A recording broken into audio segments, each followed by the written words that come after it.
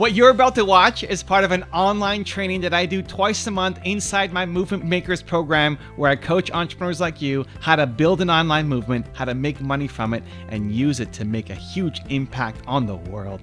Enjoy. Influence and persuasion. So number one is coaching and wearing their skin. It's super valuable. I like to say that I wear people's skin. I think if you're a great coach, you wear people's skin, where you're telling them what they should do versus what you would do. This is a big separation that a lot of people don't get. Yes, you have been through it. And yes, you have your recipe for success that can help them. But the exact step they may need next may not be the one that you exactly did.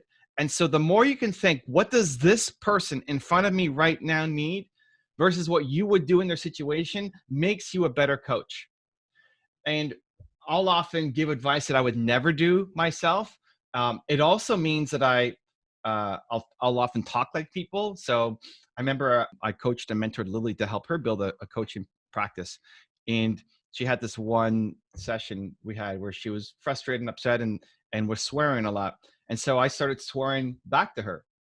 And she said, "I've never heard you swear before." Like, I'm not. I'm you. Right? I think the best coach, for you to be the best coach, is for you to be and reflect back the best version of the person that you're talking to. So when I was swearing back at Lily, it wasn't me talking. It was the better Lily.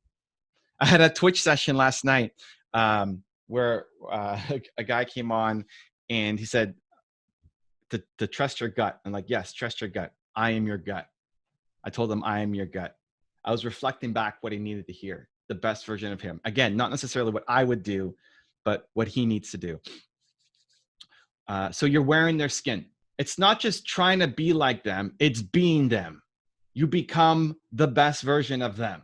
So as you get more practice, you'll discover pattern recognition. You'll see the same things happening over and over and over and over again, and that'll help lead you to faster steps. So, you know, you see where they are right now. You know they can get here, but you don't quite know the steps to take them through. The more you do it, the more you'll say, "Oh, this person's like that person who I helped last week and yesterday and last month." And you can go faster through the motions, always listening to your own gut, and then using the 85% rule. This is from Built to Serve, page 240, where when you're 85% sure, you're 100% sure. You ask questions until you get to 85. Then once you get to 85, you go into coaching mode. So the first part about influence and persuasion is being the best version of them, because they don't want to listen to you, but they want to listen to them. And so a lot of people, if they don't like what I'm saying, it's because they don't like themselves. I'm just reflecting themselves back. And a lot of times if you jump into a coaching session, this is why it's sometimes hard for the Instagram stuff that I put up of coaching people. A lot of times it can come off as really harsh. If you watch some of my sessions with people, you can see how harsh sometimes I am on them. And it's meant not for the audience. This is where I get into a fight with my agent sometimes, because he's like, design a show for the audience. It's not meant for the audience. It's meant for that person. I want that person to get a result. And we're jumping steps, even if the audience can't understand it. And so sometimes I come off as super soft, and sometimes super hard, and sometimes pushy, and sometimes we'll swear, and sometimes whatever, because it's what that person needs to get the result. So try to get out of your own way, try to get out of what you would do and step into their shoes and say, what should they do versus what I would do? Okay, so this is the 85% rule explained. It's in the book. Basically, when you're 85% sure, then you are 100. You act like you're 100, but you become 100. Because when you have confidence in something, that confidence leads for the other person to have confidence. If you're 85% sure, and listen, there's always going to be some doubt, because you don't actually know this person that you're coaching and helping, right? There's always going to be some level of doubt. But if you have any doubt when you're giving them advice, they're afraid of the advice in the first place. They're afraid to make the change. And so they don't want to make the change, and they're going to hang on to the doubt. Even though you're 85% sure or 90% sure, if you allow for a hedge, if you allow for a little bit of doubt, they're going to hang on to that doubt and then not take action. And that was a mistake I made earlier on going through this process of coaching and helping people, is that I would give options I would hedge because I would tell myself I don't really know this person. And so there could always be some exception. But to assume that the person in front of you is the exception when you're 85% sure is actually cheating them the opportunity to grow.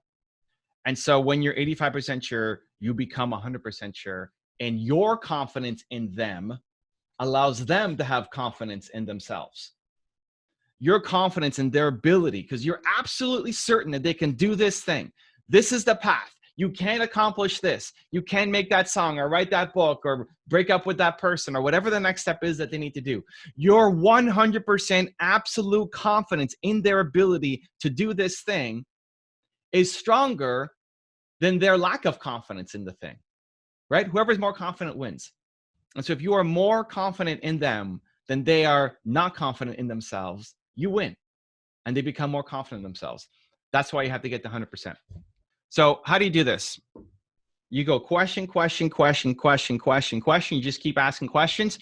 You get to 85% sure, and then you coach. And if you watch my videos when I'm helping somebody, you'll see that they take this similar arc where it's nonstop, just with no judgment, asking them questions. You're making them feel safe. You're giving them an opportunity to share, but you're not putting them on the defensive. This is where a lot of new coaches mess up.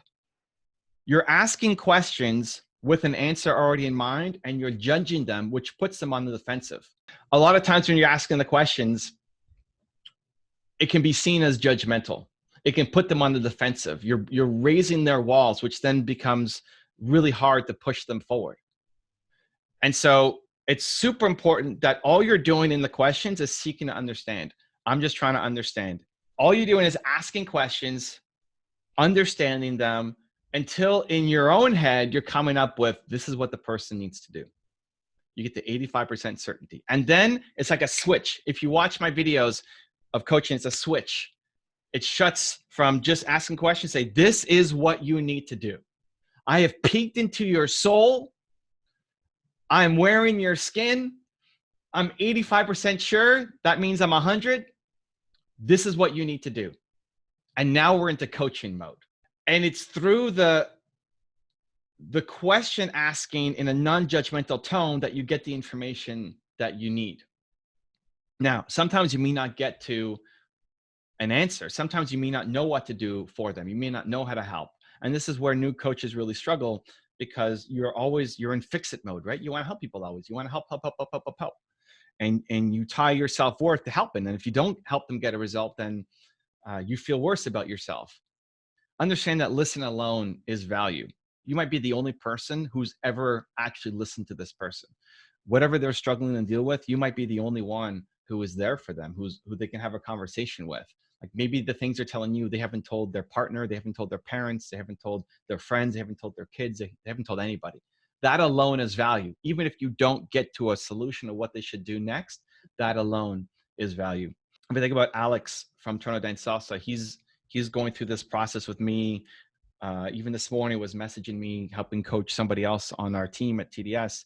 And some of the mistakes that he's made in his passion to want to go off and help people is rushing to a judgment, is asking questions that, again, put people on the defensive, and then they push him away and don't want to talk to him. They say, oh, here comes another session. Because if you're pushing people on the wrong thing, you lose credibility, you lose respect, you lose your ability to influence and persuade. So you have to make sure that the thing that you're pushing on is the thing that they need exact help with. And if you can't get there, it's okay. Listen alone is value. And through the pattern recognition and repeat, you'll get better at it. So this is what I told Alex to do to get better. Omegle is a place for people to chat with strangers. So I told Alex, you have to go on and chat with strangers. He's trying to spread belong. He's trying to help people and push them, like many of you, to be the best version of themselves. He does it through his own way.